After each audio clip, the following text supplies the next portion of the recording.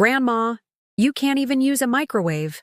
The words hung in the air like smoke from a burning photograph, stinging my eyes and stealing the breath from my 72-year-old lungs. Today, I'm going to tell you something I never thought I'd share. And if you, for even a second, feel like this sounds familiar, I just ask that you leave a like and subscribe, because this story might help someone draw closer to God's love. Amen. My name is Margaret Rose Thompson, and I've been kneeling beside the same worn wooden chair in my Chicago bedroom for 43 years, whispering the same morning prayer that my mother taught me when I was 7 years old. Dear Jesus, give me strength for this day, wisdom for my words, and love for those who need it most. The burgundy carpet beneath my knees bears permanent indentations where I've placed my weight in surrender, morning after morning, seeking guidance from the one who promised never to leave me nor forsake me. The house around me carries the scent of Sunday pot roast and old wooden furniture, mixed with the faint lavender from the sachets I tuck into every drawer. Photographs line the mantelpiece like silent witnesses to better times. My late husband Robert in his Navy uniform, our daughter Emily's high school graduation, little Jason taking his first steps in this very living room. Each frame holds a memory when I was essential, when my hands were needed, when my voice mattered to the people I'd given my entire life to serve. But that Sunday afternoon in November, as autumn wind rattled the windows of the home I'd lived in for 37 years, those same people, my daughter Emily and my grandson Jason, sat in my living room like judges delivering a verdict I'd never asked to hear. Emily lounged on the sectional sofa I'd saved for 2 years to buy, scrolling through her phone with the casual indifference of someone who'd never had to worry about where her next meal was coming from. Jason sprawled across the recliner his grandfather had loved, thumbs dancing across his gaming device with the fluid confidence of someone who'd never doubted his place in the world. I'd spent the morning as I always did, preparing a feast that could feed 8 people even though only 3 would eat it. Honey-glazed ham, mashed potatoes whipped by hand until they were cloud-soft, green bean casserole made from the recipe my mother passed down through 3 generations, and cornbread so golden it practically glowed under the kitchen lights. Every dish crafted with the kind of love that shows up in the extra 15 minutes spent stirring, the careful measurement of seasonings, the way I arranged everything on my grandmother's china plates because even a simple family dinner deserved beauty. They'd eaten quickly, mechanically, eyes fixed on their screens throughout the meal. No one mentioned that the ham was perfectly seasoned, that the potatoes were exactly the way Jason had loved them since he was 5 years old, that I'd gotten up at 6 in the morning to make fresh cornbread because the store-bought kind never tasted like home. Between bites, they discussed their plans for the evening. Emily had a date with some man she'd met online. Jason wanted to go to a friend's house to play video games. And I realized with a clarity that felt like ice water in my veins that neither of them had asked about my day, my health, or whether I needed anything from the store. When Emily's phone buzzed with a text message, she glanced at the screen and laughed, a sound sharp enough to cut glass. "Oh my God, Mom, look at this meme Jason sent me." She turned the phone toward me, displaying an image I couldn't quite see without my reading glasses. It's this old lady trying to use a smartphone, and she's holding it upside down. Hilarious, right? Jason looked up from his game long enough to smirk. "That's basically you, Grandma. Remember last week when you called me crying because you thought you broke the TV? You just hit the wrong button on the remote." His voice carried the particular cruelty that teenagers perfect. Not quite mean enough to be called abuse, but sharp enough to draw blood from hearts that had grown too tender with age and love. "I wasn't crying," I said quietly, though the words felt hollow even as I spoke them. I had been crying, actually, not because of the television, but because I'd spent 3 hours trying to fix what I'd broken, feeling more and more useless with each failed attempt, until I'd finally surrendered and called the one person I thought would help me without judgment. "You were definitely crying," Emily added with the casual dismissiveness she'd perfected since her father died. "Jason told me. He said you sounded like the world was ending because you couldn't change the channel." She returned to her phone, already bored with the conversation that was dissecting what remained of my dignity. "Honestly, Mom, it's 2023. Everyone knows how to use basic technology. Even my friend's grandmother, and she's 85. That's when Jason delivered the words that would change everything. "Grandma, You can't even use a microwave. The room fell silent except for the ticking of the grandfather clock Robert had bought for our 10th anniversary, its steady rhythm marking seconds that felt like small deaths. Emily looked up from her phone with genuine interest for the first time all day, waiting to see how I'd respond to this latest assessment of my inadequacy.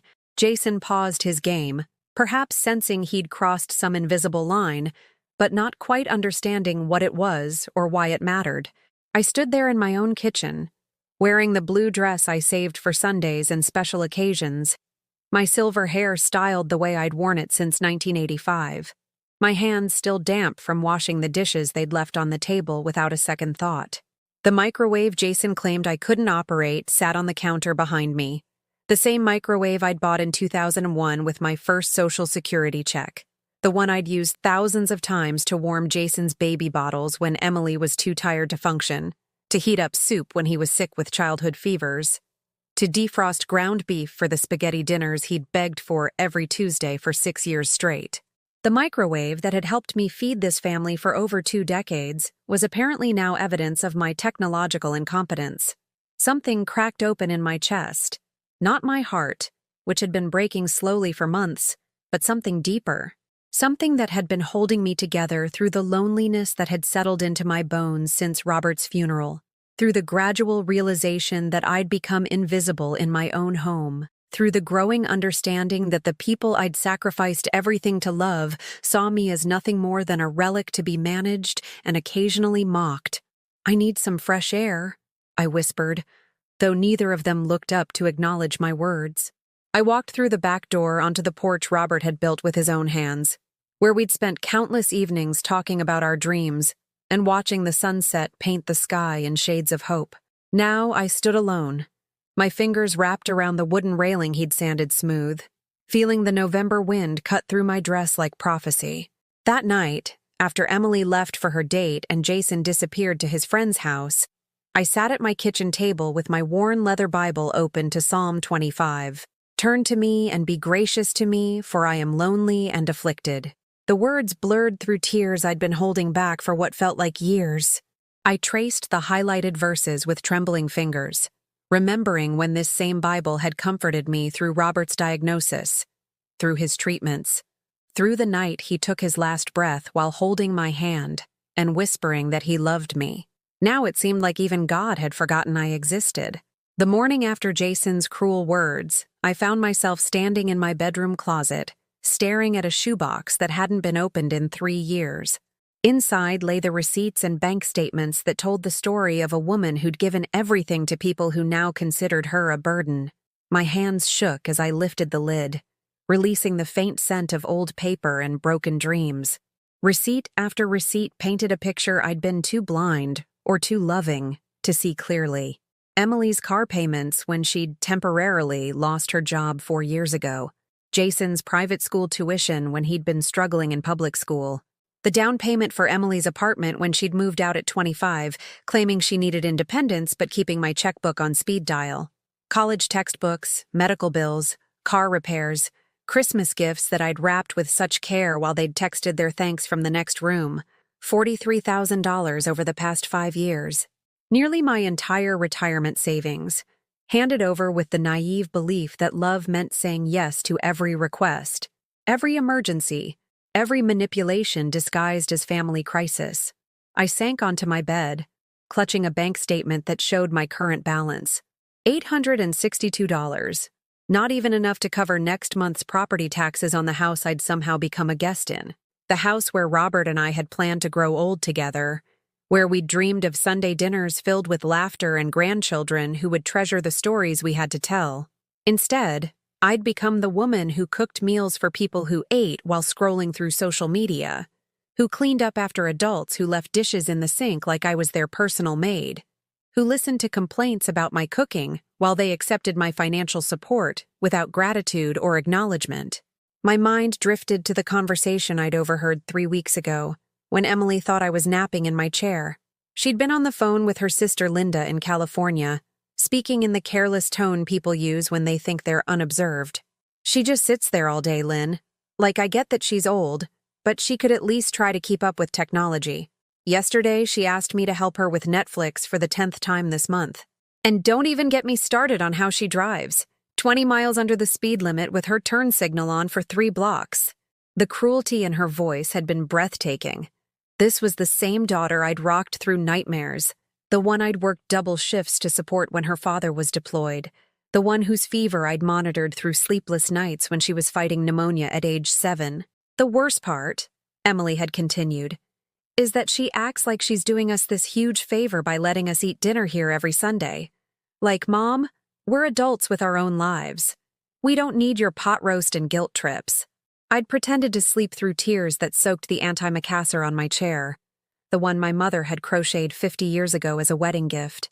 Even my furniture held more sentimental value to me than I apparently held to my own daughter. But it was Jason's behavior that cut deepest, perhaps because I'd invested so much hope in our relationship. When he was little, he'd called me his best friend grandma, spending entire weekends at my house building pillow forts and learning to bake cookies. I taught him to ride a bike in my driveway, bandaged his scraped knees, and listened to his childhood dreams with the kind of attention that made him feel like the most important person in the world. Now 19 and home from his first year of college, the college I was paying for, he treated me like an antiquated appliance that occasionally provided useful services but mostly just took up space.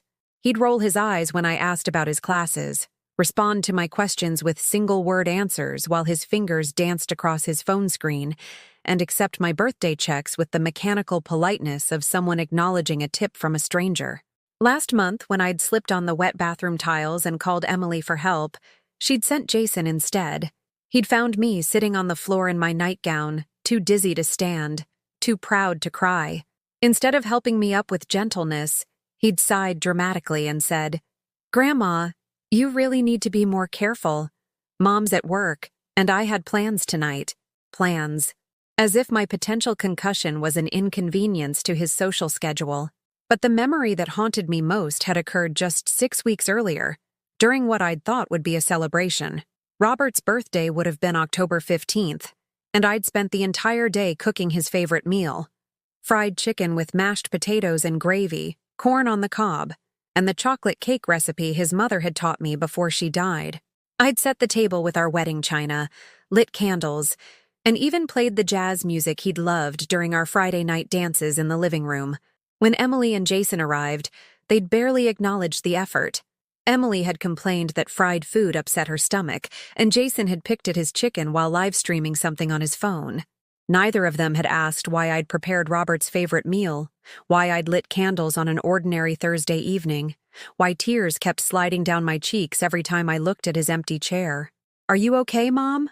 Emily had finally asked, but her tone suggested she was already annoyed by whatever emotional outburst she sensed coming. "It's your father's birthday today," I'd whispered, my voice barely audible over the jazz music that now sounded like mourning instead of celebration.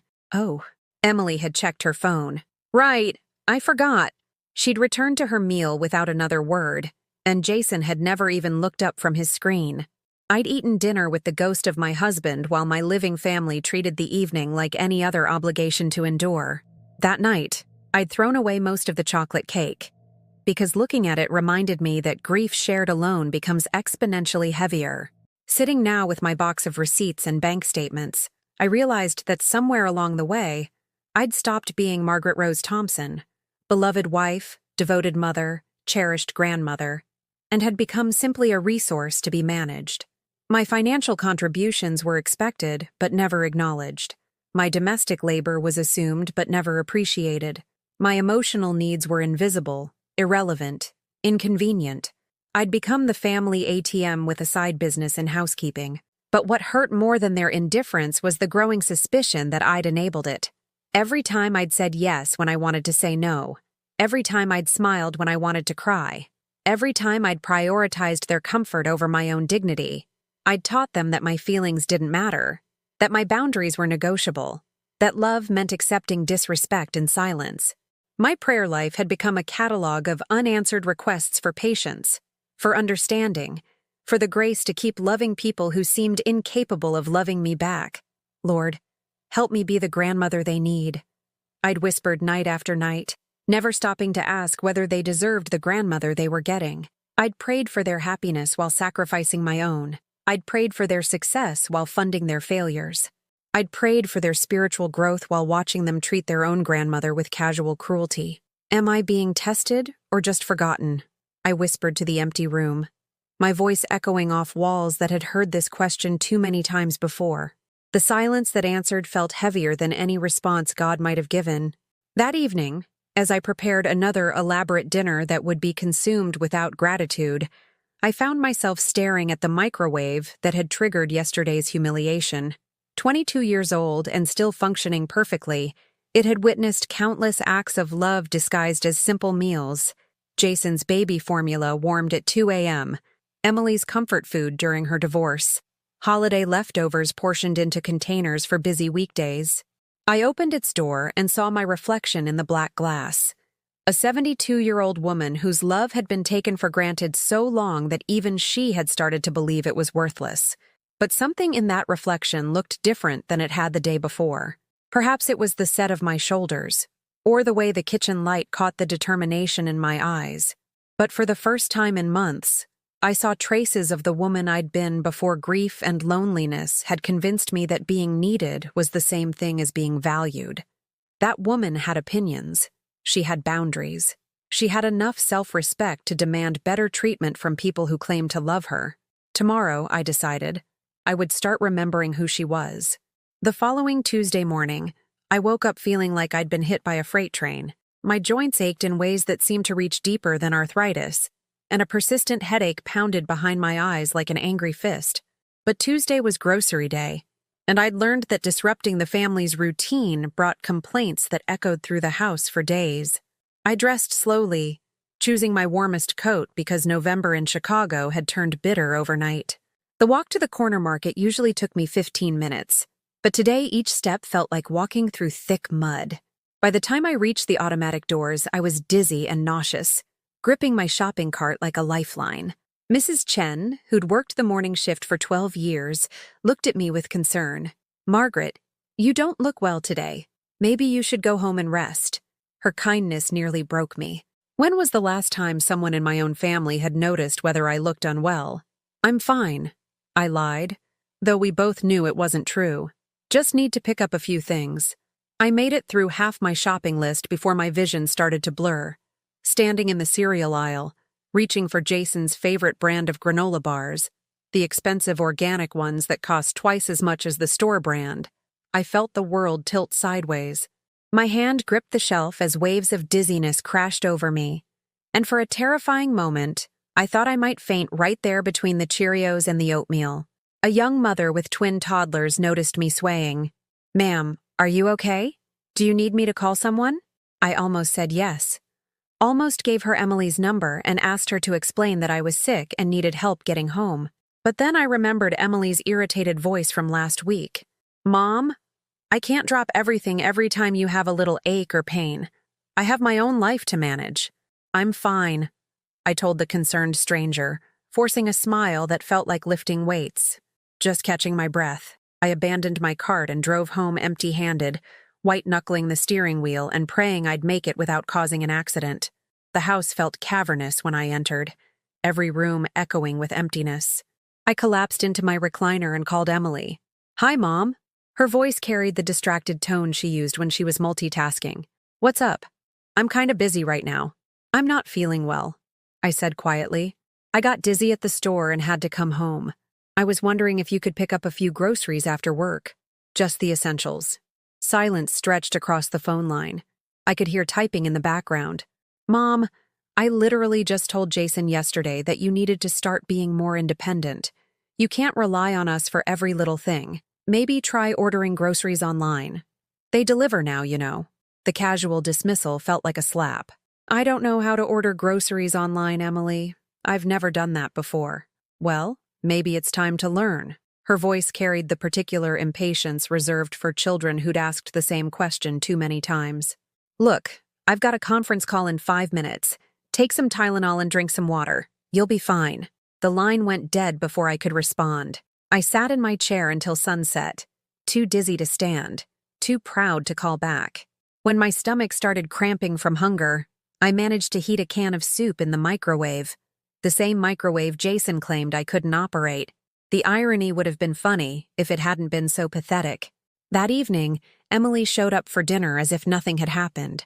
She brought takeout Chinese food instead of expecting me to cook, which I initially interpreted as thoughtfulness until she explained, "I didn't want to risk you burning something down if you're not feeling well." As if my 45 years of cooking without incident had been erased by one day of illness. Jason arrived 20 minutes later, earbuds firmly in place, and ate his orange chicken while watching videos on his phone. Neither of them asked how I was feeling or whether I'd managed to get the groceries I'd needed. When Emily noticed we were out of milk for her coffee, she sighed dramatically. "Mom, you had one job today.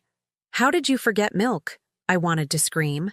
Instead, I whispered, "I told you I was sick. I couldn't finish shopping." "Right." She rolled her eyes. "Well, I guess I'll have to stop at the store tomorrow morning. This is exactly what I was talking about. You need to start planning better." The next Sunday, I made the mistake of mentioning during dinner that my arthritis had been particularly painful lately. "Dr. Morrison thinks I might need to start physical therapy," I said, hoping for some acknowledgement of what this might mean for someone living on a fixed income. Jason looked up from his phone for exactly 3 seconds. "That sucks," he said, then returned to his screen. Emily's response was even worse. "Well, at least you'll have something to do during the day. You've been complaining about being bored." Bored. As if chronic pain was a recreational activity I'd chosen to pursue because I had nothing better to do with my time.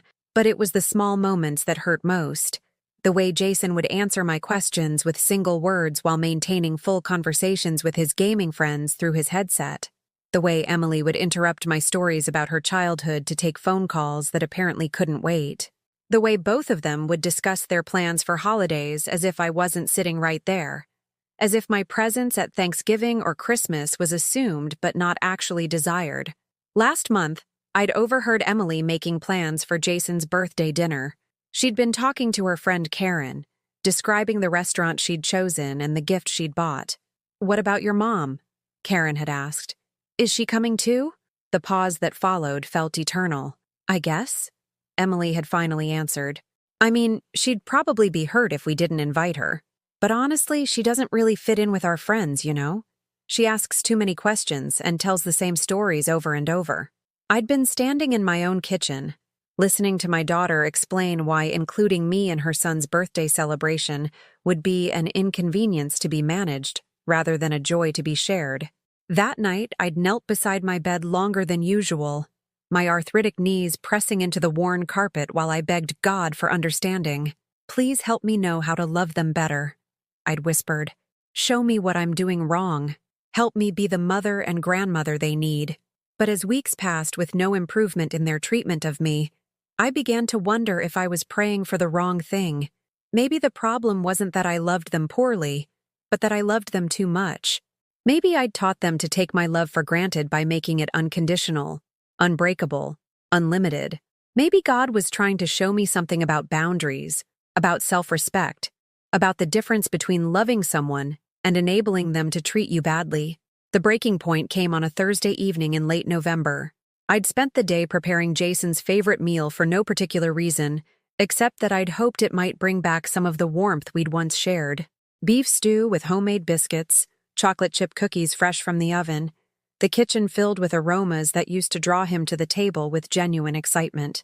He arrived at 6 o'clock, took one look at the elaborate spread, and shook his head. "Grandma, you know I'm trying to eat healthier, right? This is like all carbs and fat. I'll just make a protein shake." He walked past hours of work without a second glance, opened my refrigerator, and made himself a drink that took 3 minutes to prepare while dismissing the meal that had taken me all afternoon to cook. That night, I sat in my darkened living room, holding my Bible but unable to read through the tears that wouldn't stop coming. The house around me felt like a museum of unappreciated love, every surface holding evidence of care that went unnoticed, devotion that went unreturned. For the first time in my 72 years, I wondered if love was supposed to hurt this much, if family was supposed to feel this lonely, if faith was supposed to feel this hollow when the people you prayed for treated your prayers like background noise in their busy lives. I opened my Bible to Isaiah 43:4. You are precious and honored in my sight, and I love you. But sitting alone in my empty house, surrounded by the echoes of indifference, I couldn't feel precious. I couldn't feel honored. I could only feel invisible, disposable, forgotten by everyone, except the God whose voice seemed to grow quieter with each passing day. The morning I decided to stop enabling their disrespect started like any other, except that I woke up with a strange sense of clarity that felt almost foreign after months of confused hurt. As I knelt for my morning prayers, the words that came weren't my usual pleas for patience and understanding. Instead, I found myself asking, Lord, what would Jesus do if his own family treated him like an inconvenience? The answer came with startling simplicity. He would love them, but he wouldn't let them walk all over him. I made my coffee in the blessed silence of early morning, watching the sunrise paint my kitchen walls gold through windows that Robert had installed with his own hands 30 years ago. For the first time in months, I didn't immediately start planning what I could cook or clean or arrange to make someone else's day easier. Instead, I sat at my kitchen table and made a list. Not a grocery list or a to-do list, but an inventory of every way I'd been taken for granted in the past month alone. The list grew longer than I'd expected. Emily borrowing my car and returning it with an empty gas tank. Jason eating the last of my prescription yogurt without asking, then complaining when I mentioned I needed it for my digestive issues. Emily bringing her laundry over every Saturday because your machine is better than mine, then leaving it for me to fold while she went out with friends. But it was the financial exploitation that made my hands shake as I wrote. Emily's emergency car repair that had cost me $800. Money I later discovered had been spent on a weekend getaway with her new boyfriend. Jason's textbook fees that somehow doubled each semester, though I'd started to suspect he was selling them back and pocketing the difference. The graduation party Emily had insisted on throwing for Jason, paid for entirely with my credit card, where I'd been introduced as Jason's grandmother who helped out with expenses. Helped out. As if covering the entire cost of a party for 40 people was casual assistance rather than a financial sacrifice that had drained my emergency fund. By 10 o'clock, Emily was at my door with her weekly laundry basket and the expectation that I'd drop everything to accommodate her schedule. She sailed through my front door without knocking, talking on her phone while gesturing for me to take the heavy basket from her arms. "Hold on, Karen," she said into her phone, then looked at me. "Mom, can you get this started? I need to pick Jason up from campus at noon, and I want to grab lunch with Karen first." For 43 years, I'd automatically said yes to requests like this. Today, the word that came out of my mouth surprised us both. "No." Emily stopped mid-stride, blinking at me like I'd spoken in a foreign language. "What?" I said, "No, Emily. I'm not doing your laundry today." She lowered her phone, confusion creasing her features. "Why not? What's wrong with you?" The question hung in the air between us, loaded with assumptions that had taken decades to build. What was wrong with me for saying no? What was wrong with me for having boundaries? What was wrong with me for expecting my adult daughter to handle her own domestic responsibilities? "Nothing's wrong with me," I said quietly. "I'm just not available to do your laundry today." "But Mom, I told you I have plans. I need these clothes for work tomorrow." "Then perhaps you should have planned better." The words felt strange in my mouth, but also strangely powerful. "There's a laundromat 3 blocks from your apartment." Emily's face flushed red. "Are you serious right now? Since when do you turn down family? Since when do you act like helping your own daughter is such a burden?" I looked at her, really looked at her, and saw a 38-year-old woman who'd never learned to take responsibility for her own life because I'd spent nearly 4 decades rescuing her from every consequence of poor planning. I'd taught her that my time, energy, and money were infinitely available, that my needs were always secondary to hers, that love meant never requiring her to be inconvenienced by her own choices. "Since I realize that you see me as a service provider rather than your mother," I replied. She stared at me for a long moment, her phone still clutched in her hand while Karen's voice leaked through the speaker, asking if everything was okay. Finally, Emily shook her head and picked up her laundry basket. "Fine. Whatever this is, I hope you get over it soon. Call me when you're ready to act normal again." She left without saying goodbye, the front door slamming hard enough to rattle the framed photographs on the hallway table. I sat in my living room for 20 minutes, trembling from adrenaline and something that might have been pride. For the first time in recent memory, I'd put my own needs before someone else's convenience. The sky hadn't fallen. Lightning hadn't struck me down. I'd simply exercised the basic human right to say no, and the world had continued spinning. That afternoon, Jason showed up earlier than usual, letting himself in with the key I'd given him years ago when he'd needed a safe place to go after school.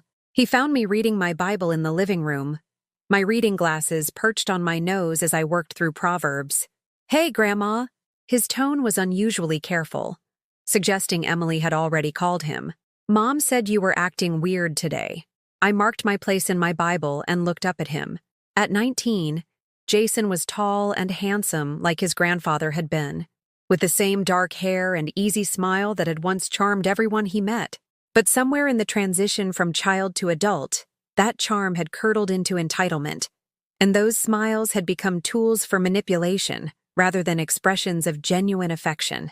"I wasn't acting weird, Jason. I was acting like someone who deserves basic respect." He shifted uncomfortably, shoving his hands into his pockets. "What's that supposed to mean?" "It means that when your mother brings her laundry here every week and expects me to wash, dry, and fold it while she goes out with friends, she's not asking for help. She's expecting free labor from someone she doesn't even thank. She's busy, Grandma. She works full-time. So did I for 37 years, and I still managed to do my own laundry."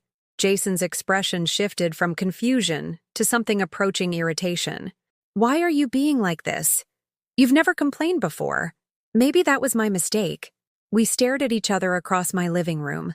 This young man I'd loved since before he was born, and the grandmother who'd apparently become an inconvenience in his busy life. In his eyes, I could see genuine puzzlement, as if my desire to be treated with dignity was an incomprehensible personality quirk that had emerged without warning. "Would Jesus forgive this too?" I whispered, more to myself than to him. "Should I forgive again?" "What are you talking about?" I closed my Bible and stood up, my arthritic knees protesting the movement. "I'm talking about the fact that you called me yesterday asking for money for textbooks, and I saw you posting pictures of yourself at an expensive restaurant that same evening. I'm talking about the way you eat my food, use my Wi-Fi, and borrow my car without ever once asking how I'm doing or whether I need anything. I'm talking about the fact that you can't even put your phone down long enough to have a conversation with the woman who's been supporting you for 19 years. Jason's face reddened. "That's not fair, Grandma. I didn't ask to be supported. You offered." "You're right. I did offer. And I'm withdrawing the offer." The words came out more forcefully than I'd intended, surprising us both with their finality. Jason stared at me like I'd grown a second head. "What does that mean?" "It means that starting today, you're going to learn what independence looks like. It means no more money for textbooks that you're probably selling. No more free meals that you eat while ignoring the person who cooked them. No more borrowing my car so you can drive to parties where you complain about your old-fashioned grandmother to people who don't even know my name. You can't be serious." I've never been more serious about anything in my life. Jason pulled out his phone and started typing furiously, presumably sending Emily an emergency text about my sudden attack of backbone. "Mom's going to hear about this." "Good. Maybe she'll finally understand that love isn't supposed to be a one-way transaction." He stomped toward the front door, then turned back with the particular cruelty that teenagers deploy when they feel cornered. "You know what, Grandma? Mom was right. You have been acting weird lately. Maybe you should see a doctor about dementia or something, because this isn't like you at all." The words hit me like physical blows, each one designed to cut deep enough to make me reconsider my newfound boundaries. This was the nuclear option, the suggestion that my desire for respect was actually evidence of mental illness, that my perfectly reasonable expectations were symptoms of cognitive decline. But instead of crumbling, I felt something inside me crystallize into diamond-hard resolve. "You're absolutely right, Jason. This isn't like me at all. The old me would have apologized for having feelings. The old me would have handed you money and made you a sandwich while you insulted my intelligence. The old me would have thanked you for the privilege of being taken for granted." I walked to the front door and held it open. "The new me is going to need you to leave my house now." He left, but not before delivering one final blow. Don't expect us to come running back when you get lonely. This whole attitude of yours? It's not a good look, Grandma. As I closed the door behind him, I whispered a prayer I'd never thought I'd need. Lord, give me strength to love them without letting them destroy me. For the first time in months, I felt like someone might actually be listening. The silence that followed Jason's dramatic exit felt different from the loneliness I'd grown accustomed to. This wasn't the hollow emptiness of being ignored. It was the profound quiet of a house finally at peace. For the first time in months, I wasn't waiting for someone to need something from me, wasn't calculating how to stretch my grocery budget to accommodate unexpected guests, wasn't bracing myself for the next casual insult disguised as concern for my age. I walked through my home like I was seeing it for the first time. The kitchen where I'd spent countless hours preparing meals that were consumed without gratitude. The living room where I'd sat invisible while my family discussed their lives as if I wasn't present. The dining room table where I'd laid out elaborate spreads that were treated like background scenery rather than acts of love. But now, instead of seeing evidence of my insignificance, I saw something else. My own space, decorated with my own choices, filled with memories of a life I'd built with Robert before everyone else decided they were entitled to pieces of it. That evening, I did something I hadn't done in years. I cooked for myself. Not a feast designed to impress ungrateful relatives, just a simple grilled cheese sandwich and tomato soup. I ate it at my kitchen table while reading a novel I'd been trying to finish for 6 months, interrupted constantly by family demands that now seemed less urgent in retrospect. The book was about a woman who'd traveled to Italy alone after her husband's death, discovering parts of herself she'd forgotten existed. As I read, I found myself wondering when I'd stopped thinking of myself as someone capable of adventure, someone worthy of experiences that weren't centered around serving other people's needs. The phone rang at 8:30, Emily's name flashing on the caller ID. I let it ring 4 times before answering, no longer compelled to drop everything the moment she decided she needed my attention. Mom? Her voice carried the forced patience of someone who'd been elected to handle a difficult situation. Jason told me about your conversation today. I think we need to talk. We're talking now. I mean in person. This whole thing is getting out of hand, and we need to sort it out like adults. The irony wasn't lost on me. Emily, who hadn't acted like an adult in financial or domestic matters for years, was now lecturing me about maturity because I'd refused to do her laundry. What exactly do you think needs to be sorted out? I asked. Mom, you can't just suddenly change the rules of our relationship and expect everyone to adjust overnight. We're a family. We help each other. That's what families do. You're absolutely right, Emily. Families do help each other. But for the past few years, the help has been flowing in only one direction, and I'm tired of it. That's not true. When was the last time you helped me with something I actually needed? I asked. When was the last time you asked how I was feeling, or whether I needed groceries, or if I was lonely? When was the last time you offered to take me somewhere instead of borrowing my car to go somewhere yourself? The silence stretched long enough that I wondered if the call had dropped. I help you all the time, she finally said. But her voice lacked conviction. You help yourself to my resources. That's not the same thing.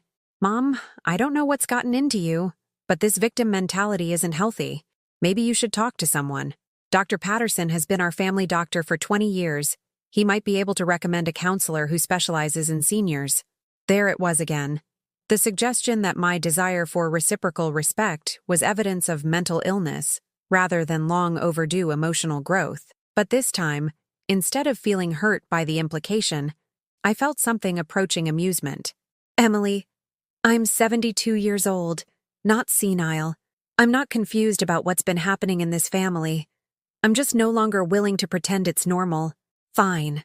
Her voice shifted from false patience to genuine irritation. If this is how you want to be, then I guess we'll just have to give you some space to work through whatever this is. But don't come crying to us when you realize how good you had it. The line went dead.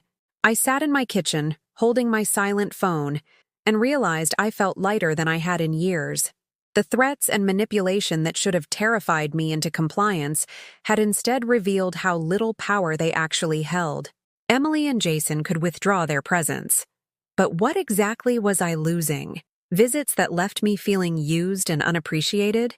Conversations where I was treated like a background character in my own life. The next morning, I did something that would have been unthinkable a week earlier. I called St. Catherine's Catholic Church and asked about their senior activities. Sister Mary Patricia, who'd been coordinating community outreach for 15 years, invited me to their Thursday morning Bible study group. "We'd love to have you, Margaret," she said, her voice warm with genuine welcome. "It's a small group, maybe 8 or 10 women, and we spend an hour discussing scripture and then have coffee and fellowship afterward. No pressure, no homework, just community." Community. The word felt foreign after months of isolation disguised as family togetherness. Thursday morning, I dressed carefully in my navy blue dress, the one I'd been saving for special occasions that never seemed to come, and drove to St. Catherine's with my Bible tucked under my arm.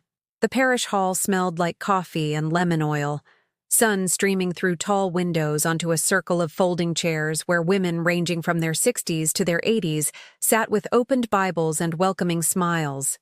Sister Mary Patricia introduced me to the group, and something remarkable happened. They asked about me, not about what I could do for them, not about whether I had grandchildren or money or a car they could borrow, but about my interests, my faith journey, my thoughts on the scripture passage we were studying. Dorothy, a widow in her 70s whose husband had died the same year as Robert, shared how she'd struggled with feeling invisible after his death. "Nobody sees you the same way when you're alone," she said. "Even family starts to treat you like you're not quite a complete person anymore."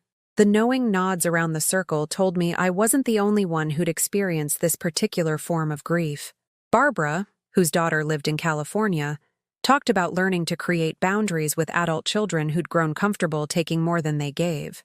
"Love doesn't mean being a doormat," she said simply. It took me 5 years to figure that out. For 2 hours, I sat among women who understood that aging didn't mean accepting disrespect, that being alone didn't mean being lonely, that faith could coexist with self-respect. When the session ended and they invited me to join them for lunch at a nearby cafe, I said yes without checking my phone or worrying about whether my family might need something.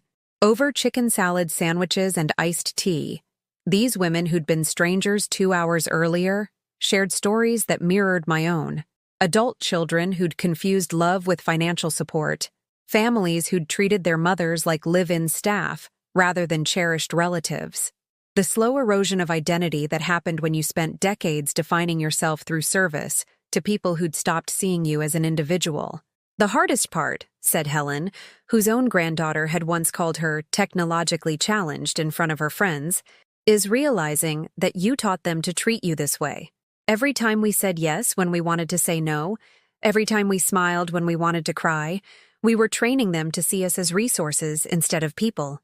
I felt tears prick my eyes, not tears of sadness, but of recognition. Here were women who'd walked the same path I was walking, who'd found their way back to self-respect without abandoning their capacity for love. When I returned home that afternoon, my answering machine was blinking with 3 messages, all from Emily, each one escalating in desperation and manipulation. Message 1. "Mom, I've been thinking about our conversation, and maybe we both said things we didn't mean. Why don't you come over for dinner Sunday, and we can start fresh?"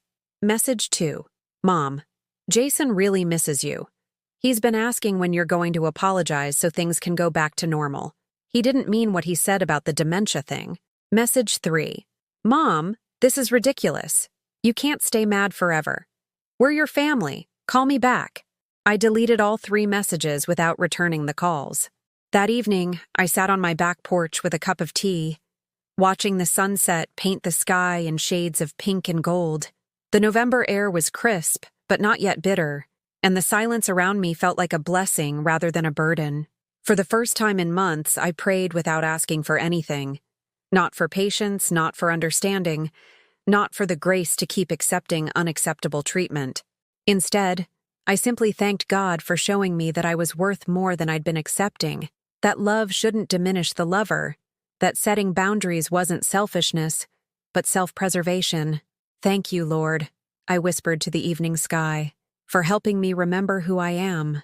In the distance, church bells chimed the hour, and I realized I was finally ready to discover what my life could look like when I stopped trying to earn love from people who'd forgotten how to give it freely. The intervention came on a cold Saturday morning in early December, orchestrated with the precision of a military operation. I was in my kitchen, humming while preparing a simple breakfast for myself, something I'd rediscovered the joy of over the past 2 weeks, when the doorbell rang with unusual urgency. Through the front window, I could see Emily's car in my driveway, but also Jason's beat-up Honda and a vehicle I didn't recognize.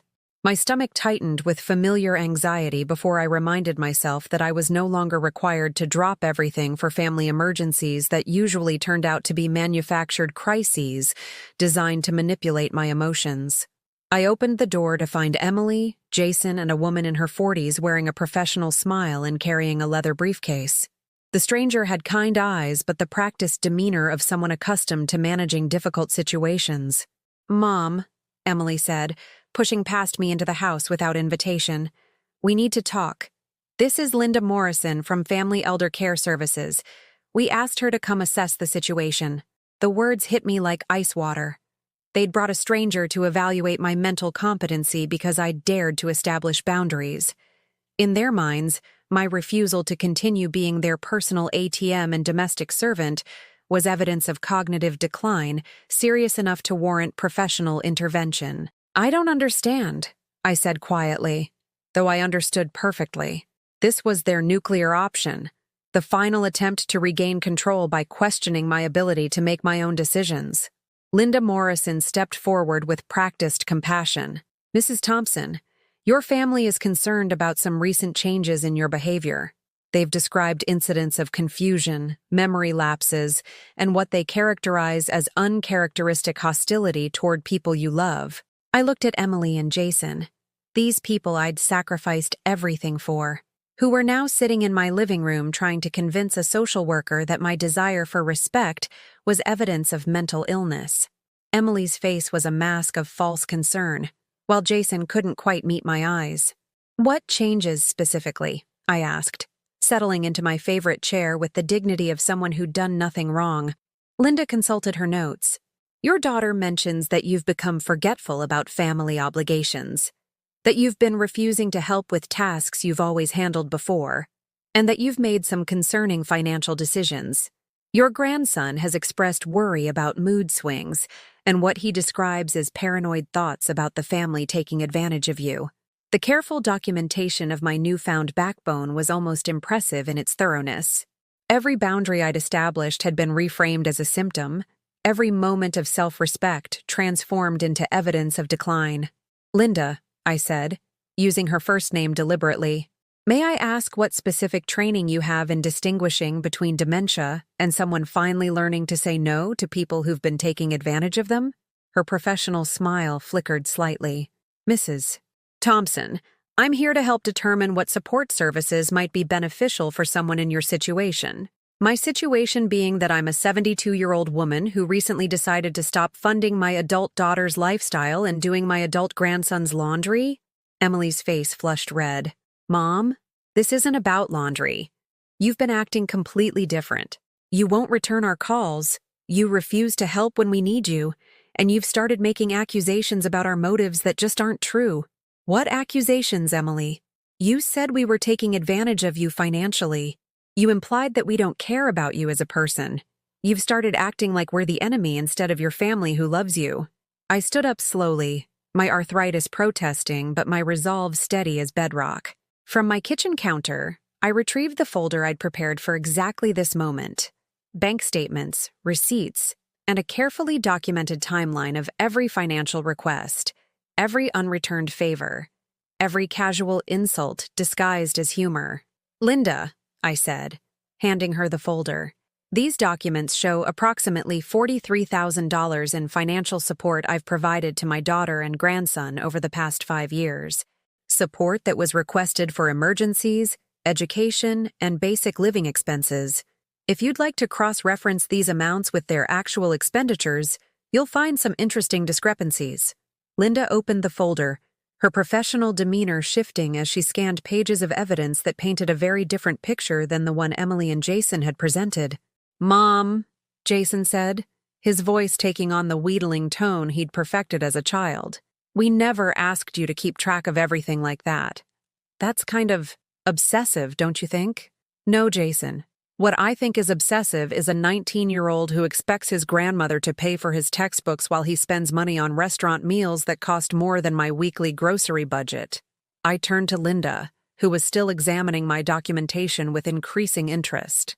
"Would you like to know about the memory lapses they mentioned? Last week, Emily claimed I'd forgotten we had dinner plans. What I'd actually forgotten was that she'd never made dinner plans with me. She'd simply assumed I'd be available to babysit her friends' children while she went out. When I pointed out that I'd made other plans, she accused me of being confused about our conversation." Emily's face was now bright red. "That's not how it happened." "Then please tell Linda how it did happen, Emily. Tell her about the conversation where you asked if I was free Saturday evening instead of just showing up with 2 children and expecting me to cancel my own plans." The silence that followed was deafening. Jason shifted uncomfortably in his chair, while Emily stared at her hands, apparently unable to reconstruct a conversation that had never actually occurred. Linda closed my folder and looked directly at me. "Mrs.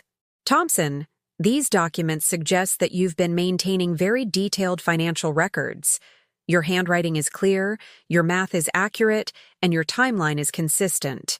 From what I can see, you appear to be making rational decisions about your resources and your relationships." "But she's not acting like herself," Emily protested. "She's become cold and selfish. She doesn't care about family anymore." I walked to my mantelpiece and picked up a framed photograph, Emily's college graduation, where she stood beaming beside Robert and me, all 3 of us glowing with pride and possibility. "Emily, I need you to listen very carefully to what I'm about to say." I sat back down, holding the photograph in my lap like evidence of better times. "I love you more than my own life. I love Jason more than words can express. But somewhere along the way, you both stopped seeing me as a person and started seeing me as a resource. My love became something you were entitled to rather than something you were grateful for." Emily started to interrupt, but I held up my hand. "I'm not finished. For the past 2 weeks, I've been attending Bible study with women who understand what it means to lose yourself in service to people who've forgotten how to appreciate sacrifice. They've helped me remember something important. Jesus said to love others as we love ourselves.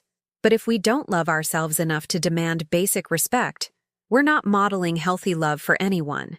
I looked directly at Jason. This young man who'd once called me his best friend but now treated me like a combination bank and cleaning service. Would Jesus forgive this too? Should I forgive again? I paused, letting the questions hang in the air. The answer is yes. I forgive you both. But forgiveness doesn't mean enabling. It doesn't mean pretending that disrespect is acceptable because it comes from people I love. Linda Morrison had been watching this exchange with the keen attention of someone who'd seen this dynamic play out in countless families. "Mrs. Thompson, would you be willing to continue this conversation with your family in a more structured setting? Perhaps with a counselor who specializes in family relationships?" "Of course," I said immediately. "As long as the counselor understands that the goal isn't to convince me to return to accepting unacceptable treatment, but to help us find a way forward that honors everyone's dignity." Emily and Jason exchanged glances that spoke volumes about their expectations for professional intervention. They'd clearly assumed that any outside authority would side with them, would see my boundaries as unreasonable rather than overdue. "I want my grandmother back," Jason said suddenly, his voice cracking with what sounded like genuine emotion. "I miss talking to her. I miss feeling like she was happy to see me." For the first time in weeks, I saw a glimpse of the child he'd once been. The little boy who'd spent hours helping me bake cookies and listening to stories about his grandfather's adventures in the Navy. "I'm still here, Jason," I said gently. But the version of me you miss was slowly disappearing under the weight of being taken for granted. The grandmother who was always available, always willing to say yes, always ready to sacrifice her own needs for yours. That woman was dying a little more each day. I stood up and walked to where he sat, placing my hand on his shoulder with the same gentle touch I'd used when he was small and hurting. "I love you enough to stop enabling you to treat people badly. I love you enough to teach you that relationships require reciprocity, that love flows both ways. That the people who care for you deserve consideration in return. Emily wiped tears from her eyes. The first genuine emotion I'd seen from her in months. I don't know how to fix this, Mom. I don't know how we got here. We got here, I said softly, because I taught you that my love had no limits and required no reciprocity. That was my mistake, not yours. But we can learn new patterns together, if you're willing to try. Linda Morrison packed her briefcase with the efficient movements of someone whose assessment had concluded differently than expected. Mrs. Thompson, I'll be filing a report that indicates you're making competent decisions about your life and relationships. If your family would like to pursue counseling to improve communication, I can provide some referrals. After they all left, I sat in my quiet house and whispered a prayer of gratitude that felt different from any I'd prayed before. Thank you, Lord, for giving me the courage to stand up for the person you created me to be. Outside, the first snow of winter was beginning to fall, and I watched it through windows that no longer felt like barriers, but like frames around a life I was finally ready to live on my own terms. 3 weeks after the intervention that had backfired so spectacularly on Emily and Jason, I found myself doing something I hadn't done in over a decade. I bought a plane ticket. Not to visit family who expected me to arrive with checkbook in hand, but to attend a women's spiritual retreat in the mountains of Colorado that Sister Mary Patricia had recommended. Margaret, she'd said after our Thursday Bible study, you've been reborn into your own life. Now it's time to discover what God has planned for this new chapter. The retreat center sat nestled among snow-covered peaks, a rustic lodge where 60 women from across the country had gathered to deepen their faith and fellowship. I'd driven myself to the airport, another small act of independence that would have been unthinkable a month earlier, and boarded the plane with nothing but a carry-on bag and my mother's worn Bible. My roommate was a woman named Grace from Dallas, a retired teacher whose own journey toward self-respect had begun when her adult son had tried to convince her to sell her house and move into his basement for her own safety. We stayed up late that first night, sharing stories that could have been chapters from the same book. The hardest part, Grace said as we sat by the window watching snow fall in the moonlight, was realizing that I'd confused martyrdom with motherhood. I thought love meant disappearing into other people's needs until there was nothing left of me. The retreat sessions were led by Dr. Sarah Chen, a Christian counselor who specialized in helping women rediscover their identity after decades of self-sacrifice. Her opening words hit me like a revelation. God didn't create you to be consumed by others. He created you to be cherished, including by yourself. Over 4 days of prayer, reflection, and honest conversation with women who understood my struggle, I began to see my recent transformation not as rebellion, but as resurrection. I wasn't becoming a different person. I was returning to the woman God had always intended me to be, the one who'd gotten buried under decades of misguided service that had been mistaken for love. During a workshop on biblical boundaries, Dr. Chen asked us to consider Jesus' own example.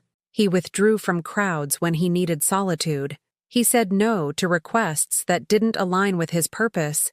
He loved perfectly, but he never allowed people to diminish his divine worth through their demands. I thought about the microwave incident that had started my awakening, and suddenly it didn't seem like a moment of madness, but like the Holy Spirit working through everyday circumstances to wake me up to my own value. On the last evening of the retreat, I participated in a candlelight service where women shared testimonies about their spiritual journeys. When my turn came, I stood before 60 strangers who'd become sisters and spoke words I'd never imagined I'd say. For 72 years, I thought God wanted me to be invisible. I thought faithfulness meant accepting whatever treatment others offered, no matter how it diminished my spirit. But this week, I've learned that God doesn't want his daughters to disappear. He wants us to shine with the dignity he placed within us. The applause that followed felt like a blessing, and when I returned to my seat, Grace squeezed my hand and whispered, "You're glowing, sister." I flew home to Chicago with a peace I hadn't felt since Robert was alive, ready to continue building a life centered on God's love rather than other people's approval. The house that had once felt like a museum of unappreciated sacrifice now felt like a sanctuary where I could worship through the simple act of living authentically. The changes began immediately. I rearranged my living room to face the garden instead of the television, creating a prayer corner with my mother's rocking chair and a small table that held my Bible, a journal, and fresh flowers I bought for myself every week. I started each morning with coffee and devotions in that sacred space, talking to God not as a desperate woman begging for endurance, but as a beloved daughter grateful for each new day. I joined the church choir for the first time in 15 years, my voice rusty but joyful as I sang hymns that had sustained me through darker seasons. The music director, a young woman named Rebecca, welcomed me with enthusiasm that had nothing to do with what I could contribute financially and everything to do with the joy I brought to rehearsals. I also volunteered at the church's food pantry, where my decades of grocery shopping and meal planning became valuable skills that helped feed families genuinely struggling to make ends meet. Working alongside other volunteers who appreciated my experience felt completely different from cooking elaborate meals for people who'd forgotten to be grateful. Most surprisingly, I enrolled in a senior computer class at the community college, determined to master the technology that Jason had mocked me for not understanding. The irony wasn't lost on me that the woman who supposedly couldn't operate a microwave was now learning to create spreadsheets and send emails with attachments. My instructor, Professor Martinez, was a patient man in his 30s who treated his elderly students with respect that assumed competence rather than decline. "Mrs. Thompson," he said during my third week, "you're picking this up faster than students half your age. Have you considered taking our intermediate class next semester?" The question made me laugh out loud with pure delight. When was the last time someone had suggested I was capable of advancement rather than just maintenance? During this season of personal renaissance, Emily and Jason maintained careful distance, occasionally calling with stilted conversations that suggested they were still processing the reality that their reliable source of unconditional support had developed conditions. The calls were awkward but no longer manipulative, lacking the urgent desperation of people accustomed to getting their way through emotional blackmail. Emily called one evening in January, her voice unusually tentative. "Mom, I've been thinking about what you said during that meeting with Linda Morrison, about us not seeing you as a person." I set down my book, a memoir about a woman who'd started her own business at 70, and gave her my full attention. "I'm listening." "I started therapy," she said quietly, "not because I think there's something wrong with me, but because I wanted to understand how we got to that place where we were treating you like a resource instead of our mother." The admission took courage, and I felt the first stirring of hope I'd experienced regarding our relationship in months. "What are you learning?" "That I never grew up. Not really. That I've been so comfortable relying on you that I never learned to rely on myself. And that," her voice broke slightly, "that I've been a terrible daughter to someone who deserved so much better." Tears pricked my eyes, but they were different tears than I'd shed during the worst months of our estrangement. These were tears of possibility, of bridges being built rather than burned. "Emily, you weren't a terrible daughter. You were a daughter who'd never been taught healthy boundaries because I didn't know how to model them. We both made mistakes, but God is in the business of redemption. Would you be willing to come to a session with me? My therapist thinks it might help if we could talk through some of this together, with someone there to help us communicate better." I agreed immediately, recognizing this as the answer to prayers I'd been offering for weeks. Not prayers for them to return to the old dynamic, but prayers for genuine healing that would honor everyone's dignity. The family therapy session took place the following week in a cozy office decorated with plants and soft lighting. Dr. Jennifer Walsh, Emily's therapist, facilitated conversations that felt completely different from our previous attempts at communication. Instead of accusations and defensiveness, we practiced speaking truth with love and listening without immediately preparing counterarguments. Jason joined us for the second session, his usual bravado replaced by something approaching humility. "Grandma," he said halfway through the hour, "I've been working part-time to pay for my own textbooks this semester. I wanted you to know that I'm trying to learn how to be more independent.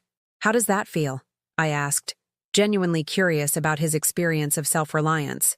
"Scary," he admitted. "But also kind of good? Like, I actually earned the money I'm spending, so the things I buy feel more mine, if that makes sense." It made perfect sense. I'd been giving him things so easily that they'd held no value, teaching him that resources appeared without effort or appreciation. By spring, our relationships had transformed into something I'd never thought possible: genuine friendship built on mutual respect rather than obligation and guilt.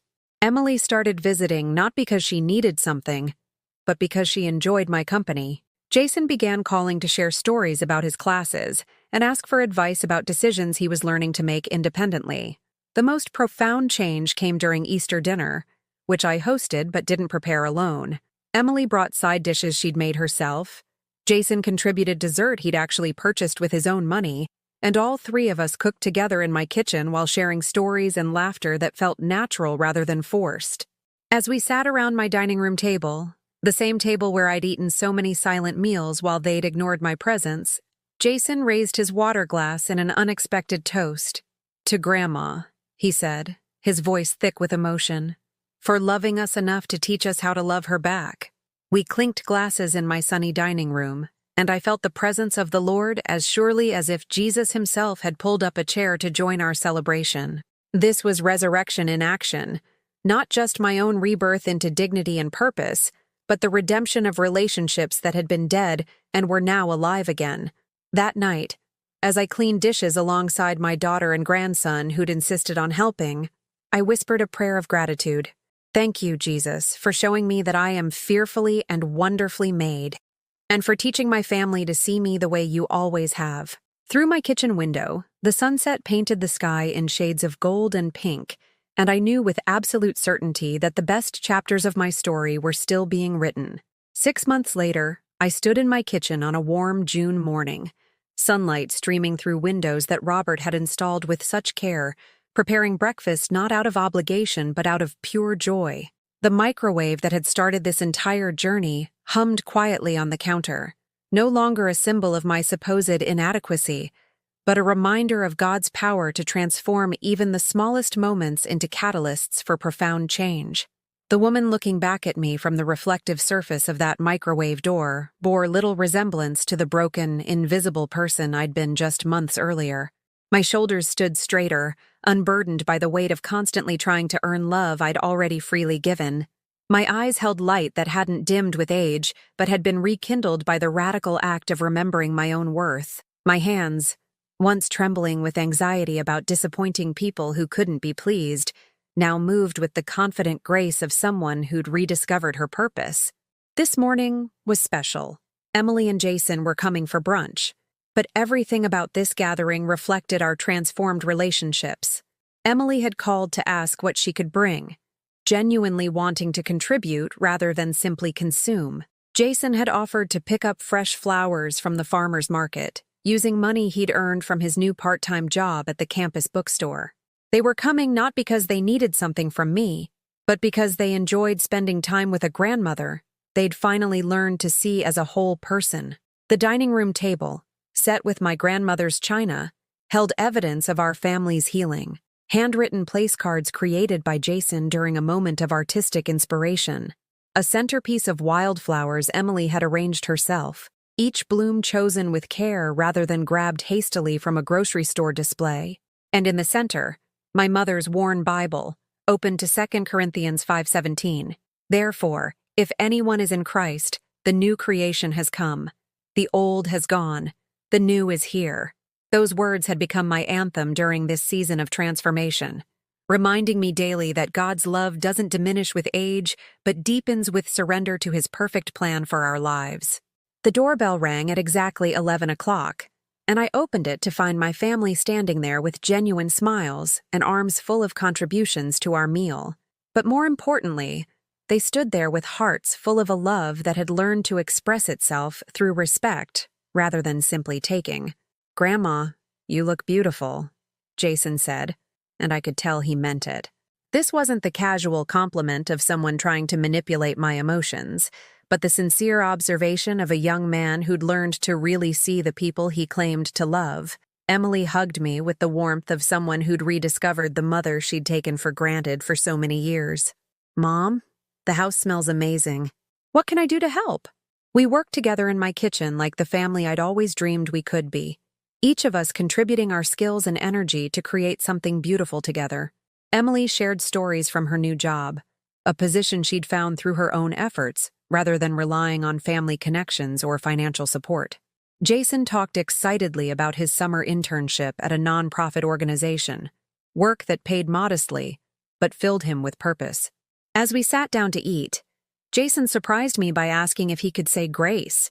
His prayer was simple, but profound. Dear Lord, thank you for this food, for this family, and for second chances. Thank you for teaching us that love isn't just about receiving, but about giving respect and gratitude to the people who've blessed our lives. Help us to continue growing into the family you want us to be. In Jesus' name, amen. During our meal, Emily made an announcement that filled my heart with pride and wonder.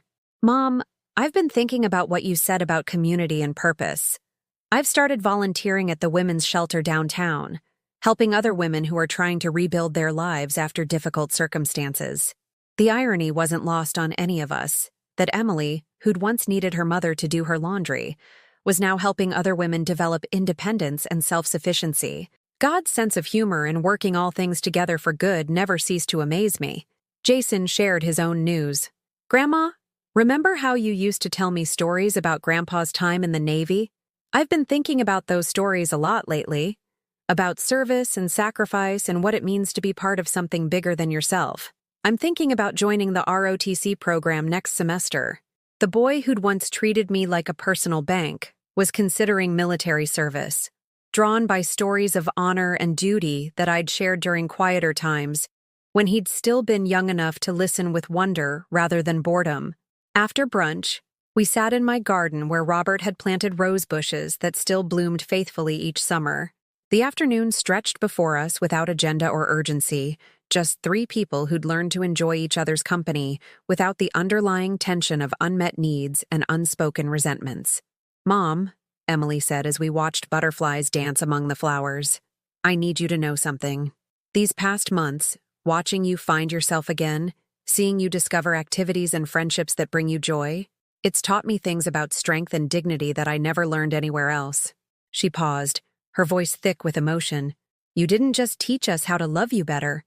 You taught us how to love ourselves better, how to expect more from life than just getting by, how to find purpose beyond our own immediate wants. Jason nodded in agreement. Grandma, when you stopped letting us take advantage of you, you gave us the chance to become people worthy of your love. I didn't realize how much I needed that until it happened.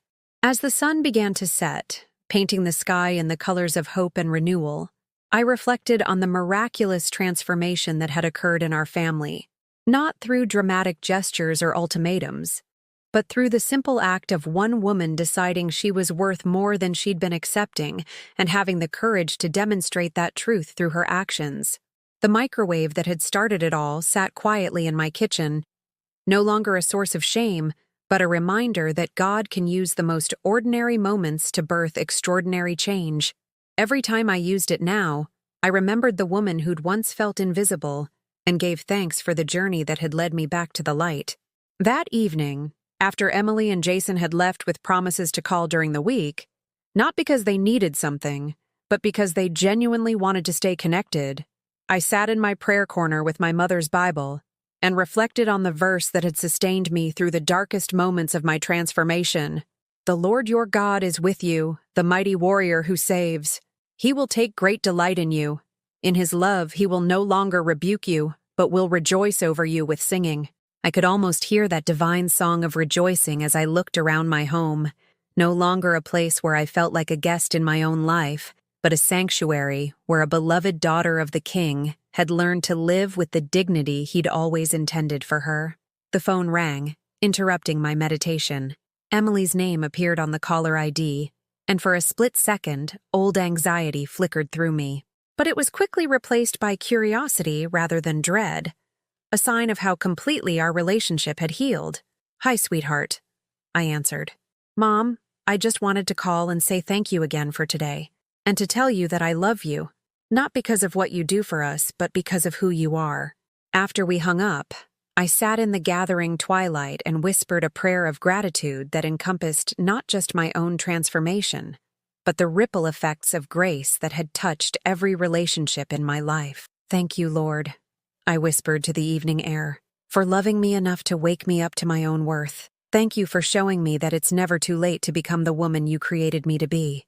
In the distance, church bells chimed the hour, and I realized that my story wasn't ending but beginning. At 72, I discovered that the most beautiful chapters of a life surrendered to God's love can be written at any age, by anyone brave enough to believe they're worth more than they've been accepting. The microwave hummed softly in my kitchen, and I smiled, remembering the day it had helped me remember who I really was. Now, dear friend, I have a question for you. Have you ever felt invisible in your own family, taken for granted by people who claim to love you? How did your faith help you find the strength to demand the respect you deserved? I'd love to hear your story in the comments below. If this message touched your heart, please like this video and subscribe to our channel so this story can reach someone who needs to hear it today. May God bless everyone who's ever felt forgotten or taken for granted. May you find the courage to remember that you are fearfully and wonderfully made, precious in His sight, worthy of love that honors rather than diminishes your beautiful soul. In Jesus' name, amen.